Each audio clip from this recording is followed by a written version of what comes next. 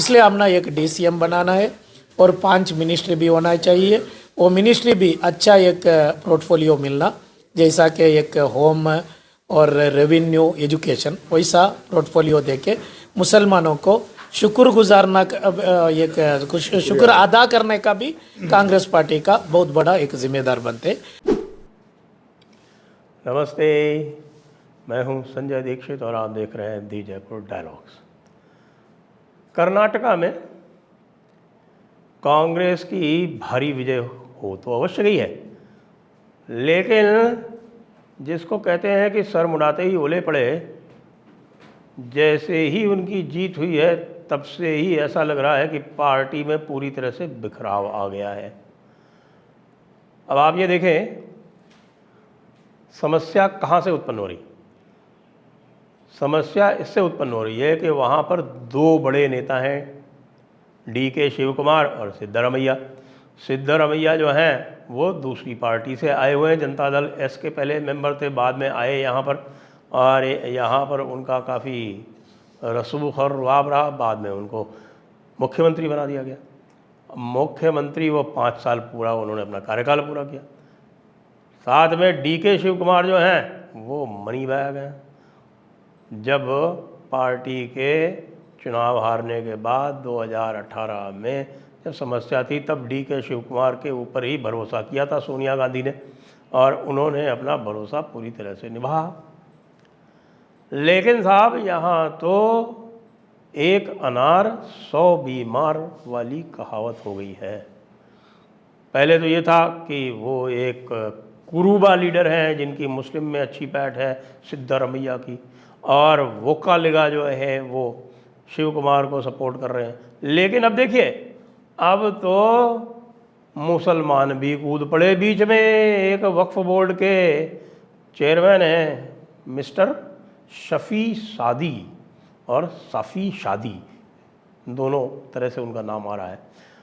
तो वो कह रहे हैं कि साहब ये हमारी शादी तो होनी ही चाहिए मंत्रिमंडल से, और उन्होंने एक बड़ा ज़बरदस्त पैगाम दे दिया। वक्फ बोर्ड के चेयरमैन है, कह रहे हैं कि साहब देखिए, हमने 30 टिकट मांगे थे मुसलमानों के लिए, हमको 15 ही मिले, उसमें से हमने 9 जिता के भेज दिए, और उसके अलावा हमने 72 सीटों पर कांग्रेस को जिताया है।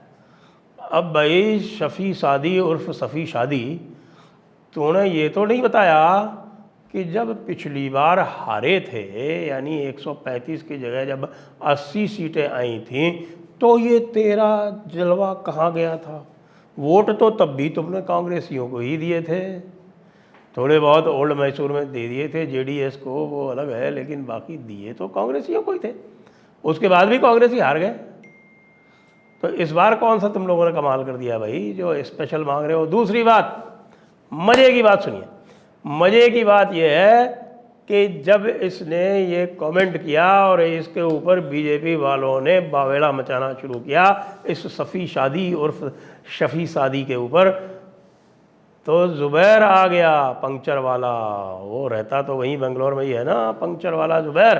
पंक्चर वाला ज़ुबैर क्या कहता है? पंक्चर वाला ज़ुबैर कह रहा है कि ये देखो भाई, ये तो बीजेपी का आदमी है, ये तो बीजेपी की सहायता से चुन के आया है, और बीजेपी की सहायता से चुन के आने वाला आदमी जो है ये कौन सा क्रेडिट क्लेम कर रहा है? वैसे एक बात मैं आपको बता दूं, ये जो हमारे मुसलमान भाई हैं और इनकी जो अशराफ क़ियादत है, यानी लीडरशिप जो है, वो क्रेडिट क्लेम करने में और विक्टिम प्ले करने में दुनिया में यदि कोई गोल्ड मेडल है तो वो आज तक के जितने भी ओलंपिक्स हैं उसमें सब में इसी ने गोल्ड मेडल जीता है।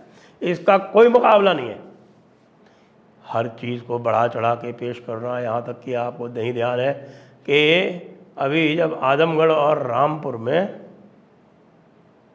बाई इलेक्शन थे लोकसभा के, और वो भारतीय जनता पार्टी जीत गई योगी जी के कारण, तो भी इन्होंने क्लेम कर लिया कि भाई देखिए देखिए, हम लोग जो हैं वो हमारे पसमानदा वर्ग ने बीजेपी को वोट दिया है। बल्कि हुआ क्या था, सारे के सारे मुसलमानों ने एक अशराफ गुड्डू जमाली को वोट दे दिया था आजमगढ़ में, और उस कारण हमारे निरहुआ जी जीत गए आजमगढ़ में। लेकिन ये क्लेम तो करना है ना, तो क्लेम कुछ भी कर दिया। अच्छा, हमारे हिंदू भाई जो है ना, वो इनकी चालें समझते नहीं है। वो गांधी भी नहीं समझे थे, और जो गांधी के चेले हैं वो भी नहीं समझते, और आजकल चूंकि भारतीय जनता पार्टी भी थोड़ा गांधी की राह पे चल रही है, तो वो भी नहीं समझते। अब आप ये देखें कि ये लगातार क्लेम कर लेते हैं, हर साल इनकी आबादी जो 1 करोड़ बढ़ जाती है, पता है आपको, बढ़े या ना बढ़े।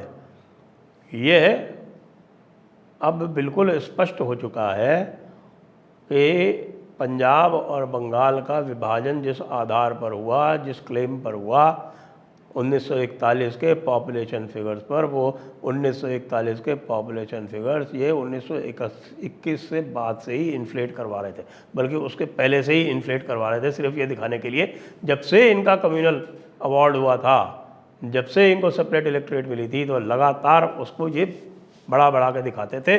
मस्जिदों से खुतबे जाते थे, मस्जिदों से और बाकी सब जगह से इनके फतवे जारी होते थे कि अपने अपने फैमिली में एक एक शख्स बढ़ा के दिखाओ। और उस कारण 54% मुसलमान पॉपुलेशन दिखाई गई 1951 में, जबकि असलियत में वो 45% ही थी। इस कारण पंजाब का विभाजन हुआ। बंगाल की क्या थी? 56%। वहाँ भी यही समस्या थी। उस समय जो हिंदू ऑर्थोडॉक्स फैमिलीज होती थी, वो अपनी महिलाओं की रिपोर्टिंग नहीं करती थी, एक और बड़ी समस्या थी। ये समस्या तो मैंने देखी है मेरे स्वयं के परिवार में, कम से कम 1971 तक अब महिलाओं का नाम नहीं लिखवाया जाता था। ये तो अब थोड़ी थोड़ी जागरूकता आई है कि हिंदू भी अपनी पूरी पॉपुलेशन रिपोर्ट करने लगे हैं, लेकिन कुछ स्थानों पर अभी भी वही प्रॉब्लम है, जबकि मुसलमान जो उनकी पॉपुलेशन है उससे अधिक रिपोर्ट करते हैं। इसी तरह से सीटें जीती होंगी इनके वजह से कोई 15-20, क्लेम हो गई 72 की। जीत गए भले 9, लेकिन वो 9 कहाँ से जीते? वहीं से जीते जिन यहाँ इनकी पॉपुलेशन जो है वो 30-30, 40-40% है। भटकल से, मैंगलोर से और इस तरह की जगहों से जीते हैं ये। एक रामनगरम कह सकते हो, आपके साहब के रामनगरम में निखिल कुमारस्वामी को हरवा दिया इन्होंने। उसके अलावा कहीं कोई क्लेम नहीं, लेकिन वो खड़ा हो गया वक्फ बोर्ड वाला। मुसलमान क्लेम कर देगा डिप्टी सीएम चाहिए, और इतने साल से कोई मुसलमान सीएम नहीं बना है। भाई मैं तो कहता हूँ कांग्रेस को कि इसकी बात मान लो, मुसलमान सीएम कृपया बना दो। उससे ये तो कम से कम निश्चित हो जाएगा कि कांग्रेस का कर्नाटका से सदैव के लिए पत्ता साफ हो जाएगा। दूसरी तरफ झगड़ा तो चल ही रहा है, किसमें? हमारे सिद्धरमैया और डीके शिव कुमार ने। साथ में खड़गे जी ने देखा कि अगर इनमें दोनों में समझौता नहीं होता है, मैं ही क्यों ना कूद पड़ी, तो उन्होंने दलित कार्ड भी चला दिया। डी परमेश्वर का नाम लिया, डी परमेश्वर का, और पिछले रास्ते से खुद के लिए रास्ता साफ कर रहे हैं। अच्छा, ये दलित कार्ड भी चल गया। दूसरे डीके शिव कुमार ने क्या किया? डीके शिव कुमार ने लिंगायतों की सपोर्ट ले ली। अब इस बार 37 लिंगायत जीते, 46 इन्होंने फील्ड किए थे, उसमें से 37 जीते।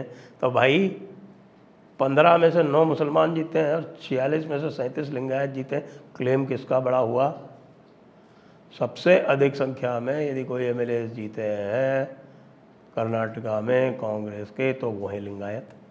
तो लिंगायतों ने भी अपना नाम डाल दिया। एक एस मल्लिकार्जुन है, उनका नाम आ गया, एमबी पाटिल का आ गया, और जो बड़े बड़े मठ हैं उन्होंने सपोर्ट कर दिया शिव कुमार को। अब समस्या ये आ रही है कि जब फॉर्मूला लगाया गया कि भाई 2.5 साल का कर दिया जाए, तो सबने 2.5 साल वाला जो पैक्ट था राजस्थान का और छत्तीसगढ़ का वो देखा हुआ है, इसलिए दोनों में से कोई तैयार नहीं। तो वहाँ रस्साकशी चल रही है। इधर राजस्थान में सचिन पायलट ने आज खुली बगावत का ऐलान कर दिया कि हमारी मांगें मानी जाए, वसुंधरा के विरुद्ध भ्रष्टाचार के मामले की जांच हो, आरपीएससी के मामलों की जांच हो, और जो भी इस प्रकार के व्यक्ति हैं उनको सबको अरेस्ट किया जाए। 3 मांगे लेके वो खड़े हो गए और कहा कि मैं आंदोलन करूंगा इस महीने के अंत से। तो इसके मूल में क्या है? इसके मूल में वही है, अध्यक्ष थे सचिन पायलट, उन्होंने जिताया, लाके एक्सपीरियंस के नाम पे बिठा दिया गया ऊपर से गहलोत को। कर्नाटक में क्या है? अध्यक्ष कौन था? DK शिव कुमार। मेहनत किसने की? DK शिव कुमार ने। पैसा किसने लगाया? DK शिव कुमार ने। अब कह रहे हैं कि साहब सिद्धरमैया को बना देते हैं, उसमें अधिक अनुभव है। तो इसलिए कर्नाटक जो है आज के दिन से ही आप लिख लें कि यह राजस्थान 2.0 तैयार हो गया है और इसमें तरह तरह की छौंक लग चुकी है। हमारे वक्फ बोर्ड वाले शफी शादी की भी छौंक इसमें लग चुकी है।